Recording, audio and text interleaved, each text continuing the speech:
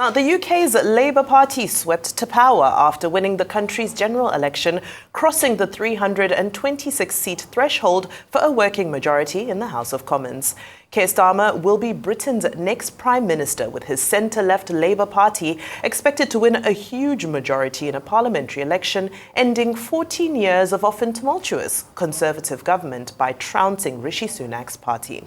Labour's Sir Keir Starmer delivered a storming victory speech Friday morning after the party swept the United Kingdom general election, declaring the country, and I quote, gets its future back after 14 years of a Conservative Party government, end quote.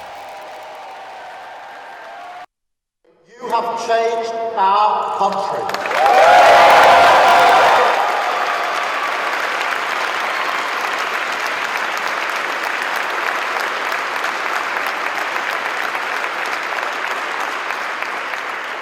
But a mandate like this comes with a great responsibility. Our task is nothing less than renewing the ideas that hold this country together. National renewal. Whoever you are, wherever you started in life, if you work hard, if you play by the rules, this country should give you a fair chance to get on. It should always respect your contribution, and we have to restore that.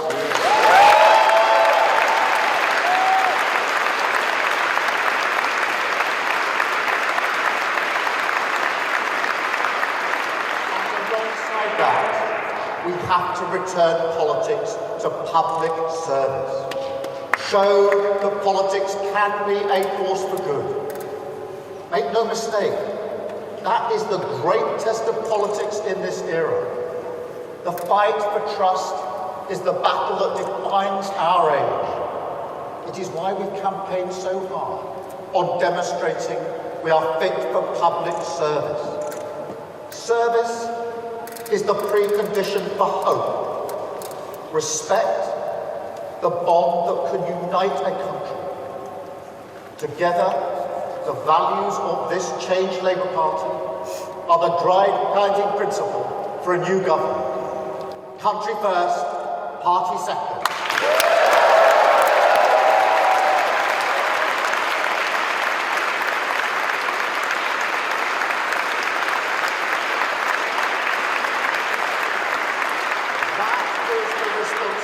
Of this mandate. You know, 14 years ago, we were told that we're all in it together. I say to the British people today, imagine what we can do if that were actually true. So, by all means, enjoy this moment. Nobody can say you haven't waited patiently. Enjoy the feeling of waking up on a morning like this, with the emotion that you do see the country through the same eyes. Rishi Sunak, UK Prime Minister, has conceded defeat. The Conservatives' Rishi Sunak, who has been Prime Minister since October 2022, held on to his seat in Richmond and Northallerton in the UK parliamentary election. Sunak won 47.5% of the votes, which was, however, an over 15% decline from the previous election. Labour's Tom Wilson garnered 22.4% of the vote, coming in second place. Could I start by thanking the returning officer and all the team who've been working here at the count and at the polling stations today. You make our democracy possible. I'd also like to thank the police who have ensured that we can conduct this ballot here in North Yorkshire, but also across the country in safety. On this difficult night, I'd like to express my gratitude to the people of the Richmond and Northallerton constituency for your continued support. Since I moved here a decade ago, you have made me and my family feel so at home, and I look forward to continuing to serve as your Member of Parliament. It is an enormous privilege. I'm grateful to my agent and constituency team, and I congratulate my opponents here on the energetic and very good-natured campaigns that they have run. The Labour Party has won this general election, and I have called Sir Keir Starmer to congratulate him on his victory. Today, power will change hands in a peaceful and orderly manner, with goodwill on all sides. That is something that should give us all confidence in our country's stability and future. The British people have delivered a sobering verdict tonight. There is much to learn and reflect on, and I take responsibility for the loss. To the many good, hard-working Conservative candidates who lost tonight, despite their tireless efforts, their local records of delivery, and their dedication to their communities, I am sorry. I will now head down to London, where I will say more about tonight's result before I leave the job of Prime Minister, to which I have given my all.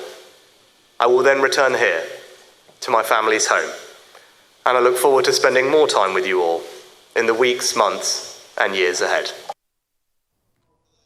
Well, joining us now from London is Arise special correspondent John Cookson. Good morning, John. Welcome to the programme. Yes, good morning, guys, and good morning from a very rainy press pen here at Downing Street, where in the UK the people are waking up to the first socialist government in 14 years. The Tories absolutely routed. You saw there deflated Rishi Sunak heading back to London. He hasn't arrived back yet. At some point he'll come to number 10 and say his goodbyes, and then Keir Starmer sometime mid-morning we'll go and see the King Charles, and the King will ask him to form a new government, and then I expect Mr Starmer and his wife Victoria to walk up the famous street here in Downing Street and through that famous black door as the new Prime Minister. The results are still coming in. The state of the parties at the moment, as you correctly stated, that a majority is 326 out of 650 seats in Parliament. Labour are currently on 410. The Conservatives disastrously on 120. That's their worst result since the Conservative Party was founded nearly 200 years ago. Reform Party on 4. Lib Dems on 71, and the Greens gaining one more seat on 2. Starmer in his victory speech said today that change begins now and a weight has been lifted from the shoulders of the nation. Sunak describing the verdict as a sobering verdict. Well, what do we know about Mr Starmer? He's 61 years old, a former director of public prosecutions. He was born into a working class family in London, studied law at Leeds University, and has been a lifelong Labour activist until he became an MP in 2015 and the leader of the party in 2019. He had a huge task following a massive defeat by Labour in 2019 by Boris Johnson's government, but he's managed to purge the party of the hard left and also anti-Semitic elements, and the Labour Party is very different to the one that he took over in 2019. What changes are we likely to see? Well, first of all, that infamous Rwanda scheme, that's toast now. Of course, we know that the Conservative government plan was to get undocumented immigrants who had failed in their asylum claims to be on planes to Rwanda. About $500 million has been spent on setting that scheme up, but it's finished. Keir Starmer's government will scrap that. There'll be closer ties with Europe, I think. There's some hint of possibly trade negotiations between a new Labour government and Brussels. There'll be more power to the unions. The unions, of course, bankroll the Labour Party.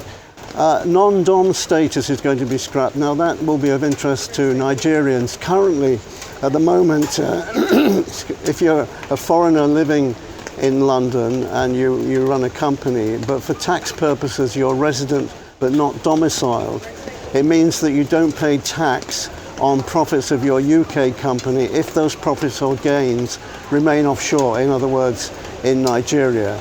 Now, Labour are planning to scrap that scheme, so no doubt many foreign residents in this country will be consulting urgently with their accountants to see what they can do about that. There's some talk of Labour reducing the voting age to 16 and a general amnesty for undocumented migrants who are already here. So big changes afoot. Much depends on a buoyant economy. a lot of plans that Labour have put forward depends on increasing the economy by at least 2%. Guys? Okay. Well, John, well, I see Starmer is pro-business, is pro-EU, is pro-reforms. And we've been talking about the winners. The Prime Minister managed to keep his seat. But how about the losers? Liz Truss has lost her seat. Jacob Rees-Mogg has lost his seat. Jeremy Corbyn is back in Parliament, having won. And also, we have some surprises. If you could tell us the drama about the winners and the losers. Yeah, well, 8 cabinet ministers have lost their post, and also Liz Truss. Of course, it was her disastrous government of 49 days which crashed the economy. So there'll be some smiles from certain sections of the country about that, because she alone was responsible for the increase in mortgages and a general increase in the cost of living. Other people losing their seat include Grant Shapps, the Defence Secretary, Penny Mordaunt, the Leader of the House, Johnny Mercer, Veterans Minister, Jeremy Hunt, the Chancellor, has managed to keep his seat, and Jacob Rees-Mogg, famously on the backbenches, has also lost his seat, although he has probably a job assured in broadcasting. Labour casualties include Jonathan Ashworth in Leicester, the Shadow Health Minister. He lost his seat, partly it's thought because of the Labour stand on the Gaza issue, seen to be by many Muslims in this country pro-Israel. Okay, real quickly. What a day today. It's raining. It was also raining the day Rishi Sunak called the election. And it's raining today again. He's lost the election. Today is the day of the man that was named after the founder of the Labour Party, Keir Hardie. It is Keir Starmer's day today. But with a low margin, and I say a low margin of vote turnout. Apart from winning 409, 410 seats, this is one of the lowest, even lower than Jeremy Corbyn's performance in the last 2 outings. That shows that the country is divided. People didn't come out to vote. Let's talk about that. Also, for the first time, a hard-right party has got about 4 people in Parliament. You have Nigel Farage in Clacton on C, and you have a couple of other reformers that will be disruptors. Let's also talk about that. And let's talk about getting the future back for Britain, as Keir Starmer says this morning. Yes, on the first point, you're absolutely right. The actual vote share for Labour, although they've won this landslide victory, is almost the same as it was back in 2019. And what that means is that the British people haven't necessarily voted for Labour en masse. They voted against the Tory party. It was it's a clear message that people want the Conservatives out of office, and they voted for Labour and for the other minority parties, as you mentioned, the Reform Party run by Nigel Farage. We're yet to hear what his plans are, but there is the possibility in the future of the Reform Party becoming in coalition with the Conservatives, because it's bad for the country that Labour has such a big majority. Labour need to be scrutinised, and for sure, and you know Farage's character, he's the kind of man who will stand up in Parliament now and quiz Keir Starmer and the rest of the Labour Party on policy. So the Conservatives are weak, but they could be joined by the Reform Party. But it's a delicate balance for the Conservatives to strike, because Reform are, as you say, to the hard right, which doesn't always appeal to the Conservative Party. Some members have been elected. So hard bargaining, backroom deals to be done, I think, in the future, but a very dynamic situation underway in the country at the moment. All right. Now, This also is added to the history books as one of the biggest landslides. As you said, this is the biggest landslide. But there's some other landslides that have happened. I know Politico took a look at some of the 5 major landslides. They looked at the Tory majority of 1924, the Labour majority of 1997, Labour majority of 2001, Labour majority of 1945, of course, with Clement Attlee's Labour Party, and the Tory majority of 1983, of course, we know with Margaret Thatcher. My question to you is, do you see any similarities that might play out as this government comes into power with some of the biggest landslides we've seen in UK election history? No, this is different. It's different in a subtle way.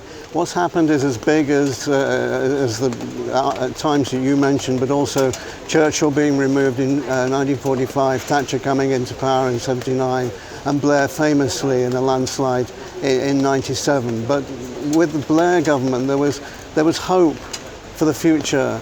And people could see a clear way forward as to how the new government can sort out its problems. It was the same in 79. I was here. Thatcher gave the country hope. The problem that Starmer has is he can say all these things, but without the economic background to bring about change, then all his plans, the ones that I've outlined to you, just fade away. And so it is different. There's less hope this time. Keir Starmer as a person isn't hugely popular in the UK, although the Labour Party clearly is. So he's got a lot of work to do. Money is tight. Faith in politics in this country is at an all-time low after the shenanigans of the last 10 years or so, and even going back beyond that. So this is different. It is a Labour win. It's historic. It's significant. It's a political earthquake, but the hope that previous prime ministers, incoming prime ministers brought is not the same this time. Very profound. Political earthquake. Arise special correspondent John Cookson in rainy London. Please do go and get warm somewhere. Thank you so much for the updates, and we hope to get more from you.